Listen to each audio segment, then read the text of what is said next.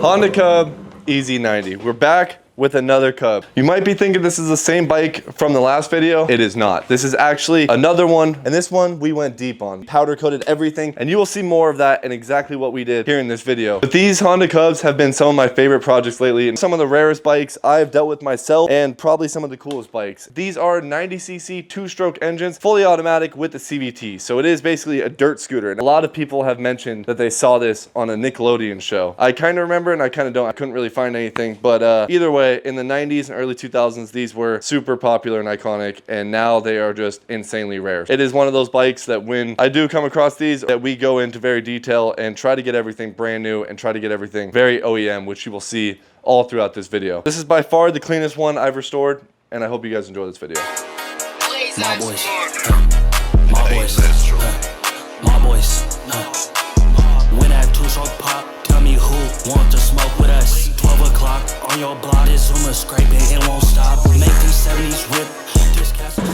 We are back with another Honda Cub Ez90. And as you can see, this one already runs. Now you might be thinking, isn't this the same Cub that we just restored last time? But it's not. And this one, we are going to be doing a full restore. Every single bit. And I'm talking about powder coating everything that's chipped. The last one looked brand new, but you could tell it was ridden, and that's kind of how I usually leave my projects. But this one, we're kind of aiming for like a showroom quality. There's not too much damage on this one. That's why I think this one's a perfect candidate to do something like that with. The last one had a bit more damage to the plastics and other parts of the bike. It looked like it was one worth cleaning up, but not going with a full restore. Now this one right here though, these plastics are in very good condition. There's only minor scratches along here. Obviously tires are super dry rotted.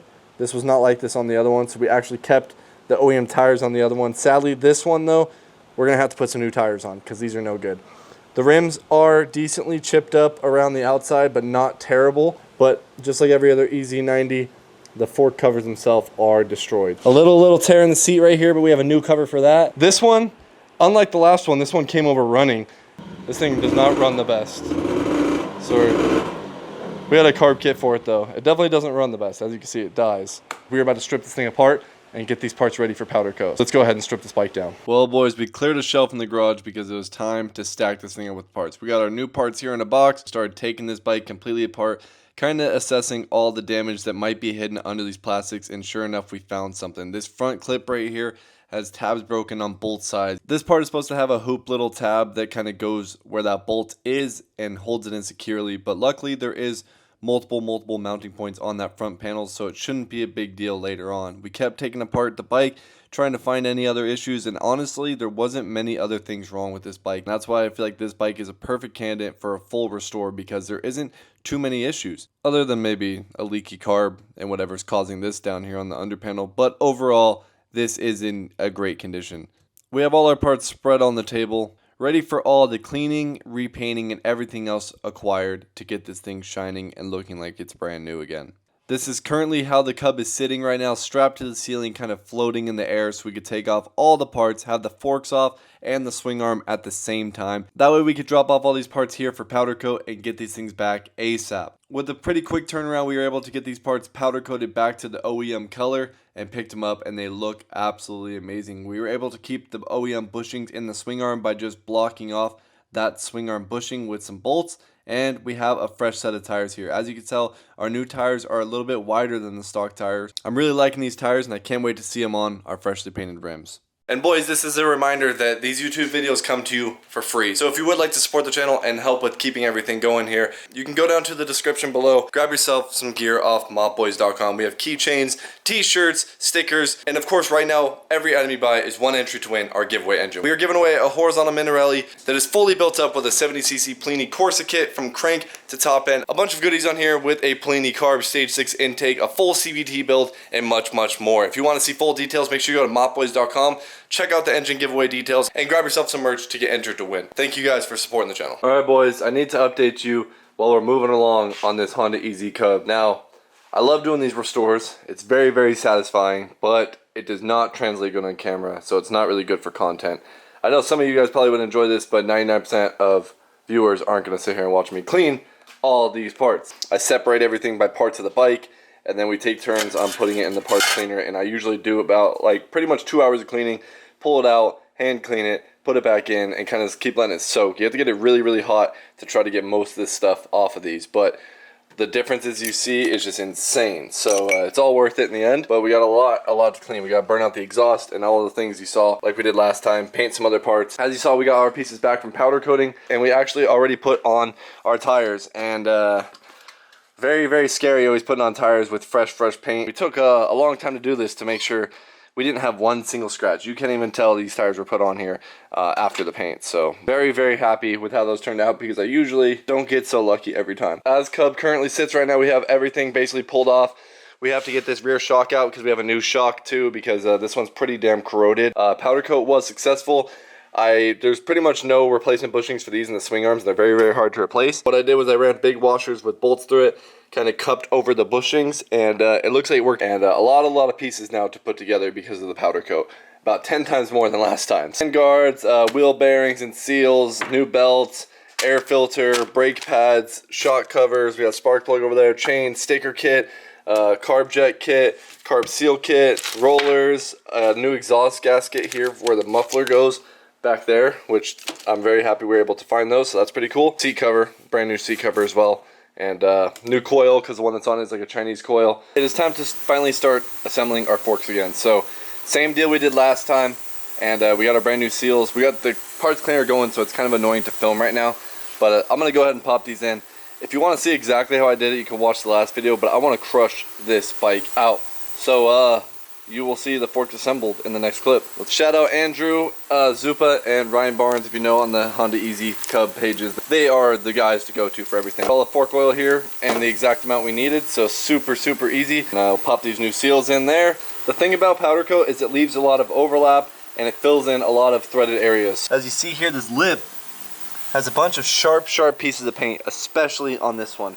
That could tear our seal going in. So what I'm using right here is a tool that I forgot the name of. We're gonna come in here at an angle so lightly and just kind of like follow the edge, and it's gonna peel a lot of that little sharp stuff up like that. But that's gonna peel up all those little sharp edges so we don't ruin our seal going in. Get that nice and smooth, pop that seal in. We'll be good to go, boys. We continued assembling all our fresh powder coated bits by installing our seals that go into the brake drums itself, and also all our new wheel bearings. There was a bunch of new pieces we had to assemble here, and it was honestly a lot more work than I thought. I forgot that these wheels and brakes come apart in so many pieces, but nonetheless, we are getting straight to it. So let's assemble these hubs and get those wheel bearings centered and slapped into these hubs. After that, I kind of just tapped it around with a socket and they slid right down into there. Make sure you install your axle centering piece between those two bearings, because otherwise you are going to have to remove that bearing to reinstall that spacer, and I have done that before myself. Alright, we're moving along the Cub project. As you can see, we got a front wheel mounted now and some shocks. We'll show you more of that in just a moment. But here we got some more parts still in the cleaner. I'm trying to clean this sprocket up because the sprocket was absolutely terrible. And I want to get this rear end put together. So I need to get that sprocket together so we can put the wheel on. And I can't put the wheel on until we do so. So in the meantime, we do have a couple other things to do. This was the shock that was on the bike, and it is just super corroded. I could spend some time trying to clean this off, but for what it was worth on the labor to do that, got another used one that's way cleaner. So clean this up a little bit more with the Scotch-Brite. It should shine perfectly, and then we'll get her thrown in the bike along with our fresh new swing arm. Alright, we are going to be removing the seat cover now on this EZ90, and we're going to be replacing it with a brand new one because, well, this has a very obvious tear in a very obvious spot right here. So kind of just an eyesore when the bike's going to look so good and you're going to have this big tear right here. Flathead screwdriver, pop all these little staples out, and then redo it. Now this seat cover became a bigger project than anticipated, and you will see that here shortly, but this seat cover comes as a giant square sheet. It is not formed to the seat itself, so it is very complicated to get aligned, and we end up having to redo it twice. Alright boys, seat cover is on there. Everything is perfect, there's no wrinkles, but there's one thing that I messed up and it's bothering me like crazy. The Honda emblem is way too low. It's supposed to be about like a ½ inch higher up here. Little disappointed in that. Everything else came out perfect except for that. I would have been short if I tried to push this forward anymore after we stapled these holes right here. The holes would have been showing, so kind of screwed myself on that one, not gonna lie. It doesn't look terrible, but I'm not super happy with it. It kind of looked like we started putting it back together when we put the wheels on, but we are in fact still taking it apart. We just popped off the CVT cover here because we have a new belt, we have new rollers for in here, and we have a new gasket for the cover itself. Put all that back on. We also have reeds to go into here, and then after that it's finally time to start throwing everything back together. We had to literally take out this frame bar just to get this air shroud off. There's so many things in the way on this compact little bike. It's pretty insane to see. Nonetheless, we have all our other parts here that we're going to be putting on. This is pretty much like the last of the engine bit parts, I guess you could say.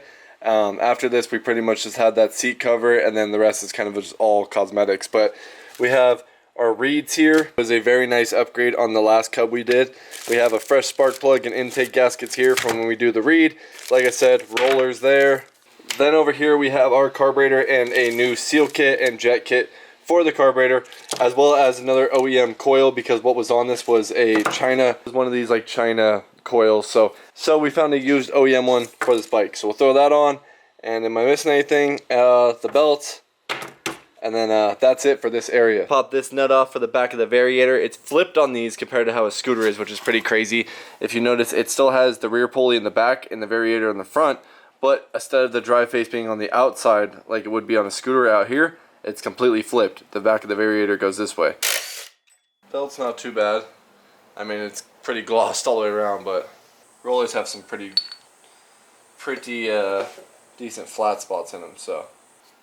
Clean out all the transfers for the rollers, put a little bit of grease here, and then throw our rollers in.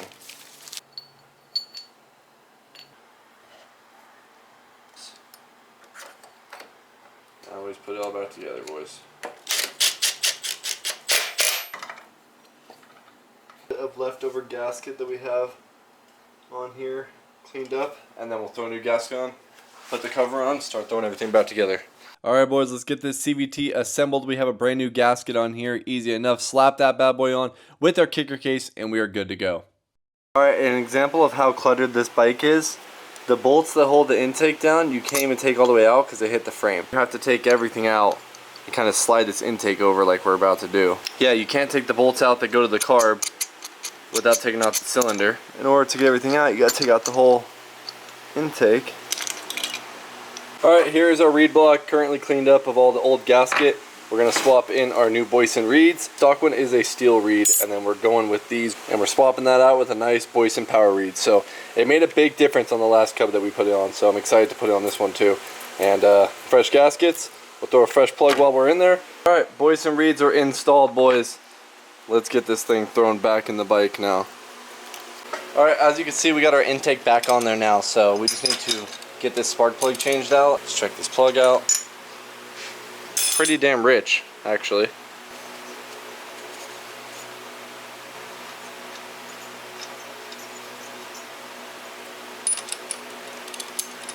Tossed a fresh spark plug in there. Now we just need to assemble everything else, put the shrouds back on, and put the frame back together. It's kind of crazy how much you have to take apart for something so small on this bike. Alright, we're completely resealing the carb right now. We just went through and put all the new seals in. We also put in new jets. The other jets were cleanable and they weren't that dirty, but we have a whole jet kit and a carb seal kit. Might as well use it all. So freshen it all up. Let's throw it all back together and get it thrown in the bike. We got the carb installed. We had brand new OEM Honda fuel line right here for all the areas, and then we have a brand new OEM filter as well to put in here. So we just put together the gas tank, got the intake with the Boyson reeds, got our carb cleaned out with the new refreshed carb kit, everything put back on there, and then our airbox back on too. So we'll throw this thing on there. Well boys, she still runs, so job successful. We don't have the chain or anything hooked up right now, so it's just, this sounds good, man. This is without like the secondary muffler right here. I just burned all the oil out of it, and then I painted it with steel hit, so now it looks fresh. Cub is running good though, boys. Cub's running great. Muffler silencer thingy-mabobber has the fresh little exhaust gasket in it, and it's all steel hit. So tighten that up and throw her in. Here's how the old one looked like when it was coming out. Hope. Alright, we're still moving along with the Cub project. We got the foot bar pulled off right now because it's time to disassemble this entire thing. We're hopefully going to be able to get some of this rust off, take a Scotch-Brite to it, see what we can get off, put in the parts cleaner, respray this bar, and then clean all these little springs and all the hardware on it. But as you saw, the bike is now running, so We got everything hooked up on there. We just gotta do the final pieces. So we gotta get that foot bar on, get the foot brake back on, and then it's time to clean up all the plastics and throw everything else on. Like I said, it is time to get this foot bar done. So we are disassembling this entire foot peg bar and putting it in the parts cleaner. We're also going to be taking some Steel It paint and painting that bottom bar, because that is exactly what we did last time and it came out perfect. Alright boys, we're still crushing through this Cub project, but I thought I'd show you real quick my procedure on cleaning all the hardware, because that's 90% of the job here. We take the bolt and I take some red Scotch-Brite here and I kind of roughed it up all around. Kind of hard to do one hand, but you get the point. You know, clean her up a little bit, try to get some of that gunk out of the crevices. Then I dump it in here, in this parts cleaner right here. Some simple green solution. You can use any kind of like degreaser solution. Roughly about 30 minutes at full heat. Then I take them back out. Some of them need a double pass, but when you hit that second pass, you will see how much more comes off. And then throw it back in there. And then after that, they come out looking like this. So that's kind of like the hardware we've been cleaning up around this bike. They look pretty good. As you can see here, this is all we have left to put on this thing. We've been cleaning bolts left and right, adding OEM pieces on, and now this is all we're left with. We need to remove all the stickers off the panels, try to get some of that color and residue left over from the old stickers off, and then we're gonna install our new stickers. We have all new stickers to go on, so we're gonna have to remove this one, and we got the swing arm powder coated, so that one's already gone. A few other labels here and there. Oh, here is our OEM seat cover. So I did it myself. I wasn't happy with it myself. I took it to an upholstery shop. They didn't do it that much better. Mine was sitting way lower than I wanted to, as I said, but they kind of still have a curve to it. This is the OEM one. This is the curved one. Now this is from the other bike we restored a few months ago on the channel, the other Easy Cub that was the same color. Now what I'm thinking is put this one that's the redone seat on the other Cub, which we didn't fully restore. It didn't get the wheels powder coated. It still has some scratches here and there.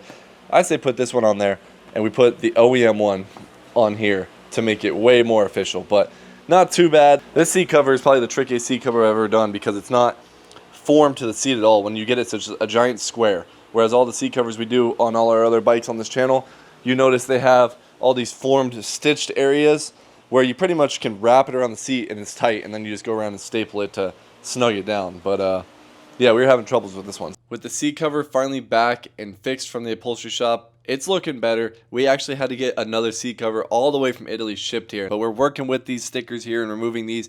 These can be a pain in the ass. So what I'm using here is a plastic razor blade. You would not want to use a regular razor blade, because you will absolutely destroy your plastics and cut them up. We got a brand new graphics kit here with all our stickers and labels that we need to install on the bike. So let's get to putting on these plastics. We got the bottom panel in, easy enough. There is a little scratch that I put on right there in the corner by the foot brake, and I was kind of upset about that, but nonetheless, we continued on installing everything else. We got our front panel on and the top panel. I found this is kind of the easier way to maneuver these side panels into snapping into place. These Honda Cubs are very complicated. I'm not even sure what the correct process of putting these plastics on or off still is, and this is my third time building one. But I kind of just stack it together like Legos and hope for the best. Alright, this Cub is turning out absolutely amazing right now. As you can see, we went ahead and we put all the plastics on, but we still have to clean this thing. It's a lot easier, and these plastics are brittle when they're not on the bike because they have so many curves to them, and it's kind of scary working on the bench with them. But now, as you can see, we have some staining from where our previous stickers used to be. We also have a lot of just gunk and random stuff stuck in a lot of the plastic here. I'm about to use a combination that I've used multiple times on the channel to remove this stuff. It's just simple stuff that's stuck in the plastics, but it goes a long way. Using some of these magic erasers here, which work great, but you have to be gentle and make sure that they are wet with some soapy water, because you can scratch the plastic. After that, we're going to come in and use some plastic polish and get these puppies super shining, and we'll put the graphics on, and of course the hand guards. That's literally all we have left. Bar ends, graphics, hand guards, and this Cub is complete, boys. Alright, we just went in on this side and cleaned up all the dirt that's stuck in the plastic. You can barely see the yellow that was here. These always turn super yellow, Cubs especially, but white plastics in general. But if you can see this side, it's looking pretty white. You look at this side, see how obvious it is on this side compared to that side, and that stuff's in there. It's not nothing that you can just rub off and you think that's gonna go away. Like, that is in the plastic. So we'll soak it up some time. Take some time. But it definitely makes a big difference when you get her done. After some minor cleaning, the Cub is looking 1,000 times better, and I cannot believe how well this bike has shined up. This is like the cherry on top. Now, boys, we get to put the graphics kit onto the Cub. So I love these stickers. They're a little bit hard to form with the transfer tape, but if you cut some little slits in the transfer tape with the scissors, you can kind of form around that bend a little bit easier. This thing curves like 2 different ways right here, so this sticker is a little complicated to put on. Front one, easy as can be. Slap that thing up on the front. We got all our fresh decals shining all on the side of this bike. Makes such a big difference seeing this from when it was the plain plastics. And the swing arm graphics, as well as the labels on the handlebars and all the other little ones that go under the seat as well. Thank you, Andrew Zuppa. Of course, my homie out in Italy that has all these parts, including these bar ends and all these little bits that we get from him every time we work on one of these bikes. Most importantly, we had to install the brand new hand guards. These are easily the best part of a Honda Cub. Well, boys, that is it. This is the 1991 Honda Cub Ez90, fully restored now. This thing looks insanely clean. It looks like it just came off the showroom floor from 1991. If you look down here, every little nut and bolt in here is absolutely shining. Freshly powder coated rims, hubs, new tires, everything on the plastics looks amazing. This thing was already in great condition, but now it looks literally flawless. This one I'm super proud of, and it turned out amazing. Obviously, it runs really, really good. We're gonna do a little ride on it right now just to show you guys. Adding the Boyson reeds and a fresh belt on these things is honestly the game changer. The bottom end is just incredible when you do these. So, thing is so sick. Let's go ride this thing a little bit and show you guys what it's really like riding one of these bikes.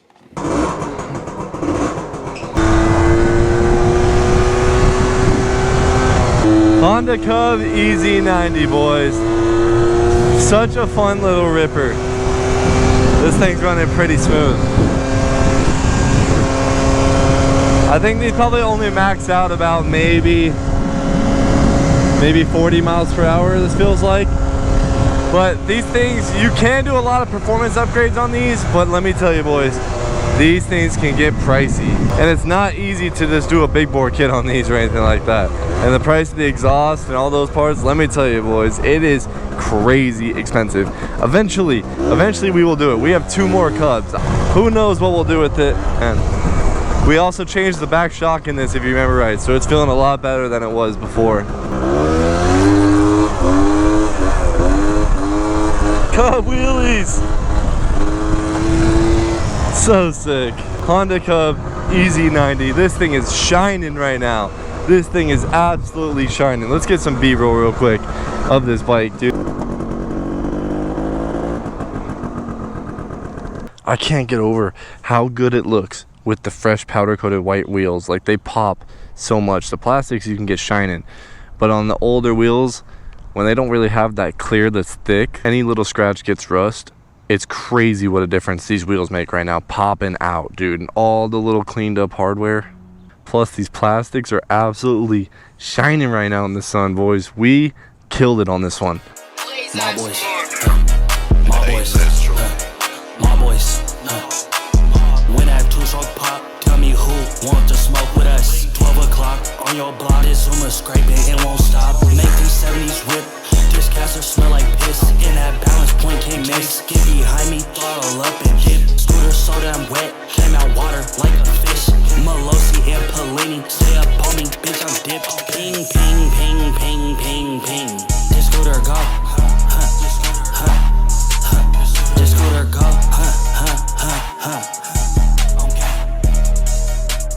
I'm loving this thing.